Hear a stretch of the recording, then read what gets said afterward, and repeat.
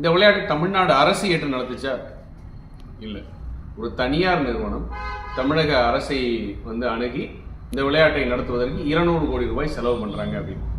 அப்புறம் கொஞ்சம் பின்னாடி போய் என்னன்னு ஆராய்ச்சி பண்ணி பார்த்தது உண்மை தெரியும். இது எப்படி திமுகவோட வியாபார புக்தி, விஞ்ஞான ஊழல்வாதிகள் மட்டும் இல்லை, திமுகவை சார்ந்தவர்கள், அதுவும் குறிப்பாக இந்த கோல்மால்புர குடும்பத்தை சார்ந்தவர்கள் இல்லாத வியாபாரமே இருக்காது. அந்த வியாபாரம் என்னன்னு இப்போ நான் உங்களுக்கு சொல்கிறேன். இந்த ரேஸை நடத்துனது ரேசிங் ப்ரொமோஷன்ஸ் பிரைவேட் லிமிடெட்னு ஒரு நிறுவனம். அந்த நிறுவனம் எங்கே இருக்குது? சென்னையில் தான் இருக்குது. 2018 வருஷம் ஆரம்பித்தாங்க. சரி, இந்த நிறுவனம் என்ன பண்ணுறாங்க, இந்த மாதிரி ரேஸு பல ஊரில் நடத்துகிறாங்க. சரி, அது தொடர்ச்சி அதுக்கு பின்னாடி இன்னொரு விஷயம் இருக்குது. என்ன விஷயம்?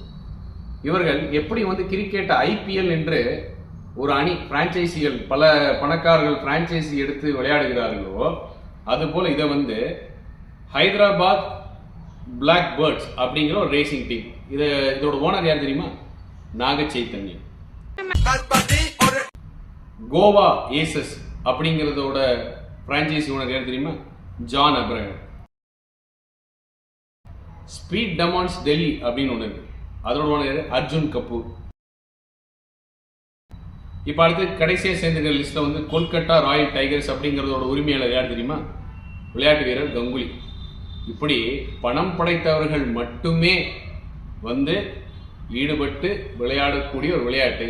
அப்போ சென்னை அப்படின்னு ஒன்று வந்ததுன்னா எப்படி CSK சென்னை சூப்பர் கிங்ஸ் ஒரு சிமெண்ட் நிறுவனம் ஓனரோ, அதே மாதிரி சென்னை ரேசிங் அவர் உதயநிதியை சார்ந்தவர்களோ, உதயநிதி குடும்பத்தையோ அவர் நண்பர்களோ அதை எடுக்காமல் இருப்பாங்கன்னு உறுதியளிக்க முடியுமா? அப்போது இந்த ஒரு நிறுவனத்தில் அதில் ஒரு பிரான்ச்சைசி எடுப்பதற்கு வெள்ளோட்டமாக நடைபெற்ற ஒரு விஷயம் தான் இந்த விளையாட்டை